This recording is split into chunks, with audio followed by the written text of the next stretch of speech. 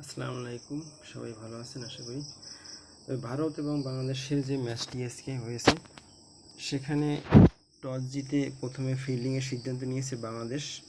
আর বাংলাদেশ ফিল্ডিংয়ের সিদ্ধান্ত নিয়ে তারা ভারতকে ব্যাটিংয়ে পাঠায়। আর ভারত ব্যাটিং করে প্রথমে 196 রান সংগ্রহ করেছে 5 উইকেট হারিয়ে।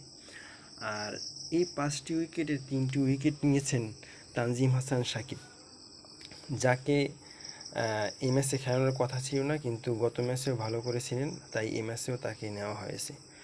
তো সাকিব, বাংলাদেশের অলরাউন্ডার সাকিব আল হাসান, তিনি নিয়েছেন একটি উইকেট।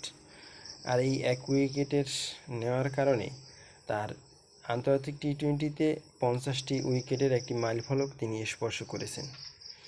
তানজিম হাসান সাকিবের কথা না বললেই নয়, তিনি এক ওভারেই 2টি উইকেট নিয়েছেন পরপর, বিরাট কোহলির উইকেটটা এবং ওই ঋষভ পন্থের উইকেট। তো একটা ওভার যদি আমরা ফলো করি, এখানে প্রথম একটি উইকেট নিয়েছেন, পরে একটা 6 খেয়েছেন, এরপরে একটা উইকেট নিয়েছেন, এরপরে একটা ওয়াইড দিয়েছেন, এরপরে একটা ডট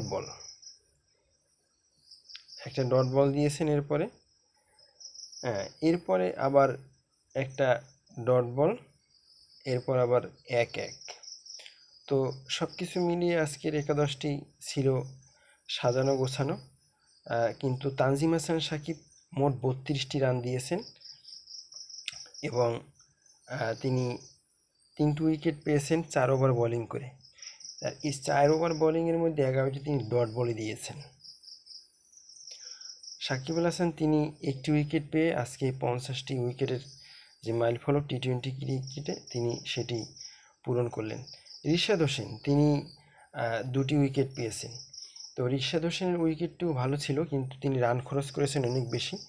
এবং সাকিব আল হাসান তিনিও দুহাত ভরে রান দিয়েছেন। তার একটি ওভার না বললেই নয়, একটি ওভারে তিনি দিয়েছেন, প্রথম বলে 1 রান দিয়েছেন, পরের ওভারে 4 রান দিয়েছেন, পরের বলে তিনি 1 রান দিয়েছেন, পরে 6 রান দিয়েছেন এবং পরে তিনি 2 রান দিয়েছেন, পরে আবার 1 রান দিয়েছেন।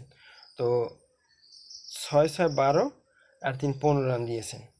তো ম্যাচ অনেক ক্ষেত্রে অনেক জায়গায় ম্যাচটা বেরিয়ে যায়, সেটা কিন্তু আমরা ধরে রাখতে পারি না। তবে তানজিম হাসান সাকিব অসাধারণ বোলিং করেছেন, রিশাদ হোসেন অসাধারণ বোলিং করেছেন। এই দুজনেই 5 উইকেট পেয়েছেন। দুজনে 4 উইকেট পেয়েছেন, সাকিব আল হাসান 1টি উইকেট পেয়েছেন। মোট 5 উইকেট তারা ভারতের নিয়েছে এবং ভারত 196 রান সংগ্রহ করেছে এবং 197 রানের লক্ষ্যে কিন্তু ব্যাটিং করবে বাংলাদেশ। আর 197 রান করতে পারবে কিনা এবং করে জিততে পারবে কিনা ভারতের সাথে, ভারতের যে bowling line up, Jasprit Bumrah, Kuldeep Yadav, তারপর আর্শদীপ সিং, তারপর অক্ষর প্যাটেল, এদের বিরুদ্ধে ব্যাটিং করে তারা আসলে 197 রান, প্রায় 200 রানের কাছাকাছি, পার ওভারে 10 রান করে নিতে হবে।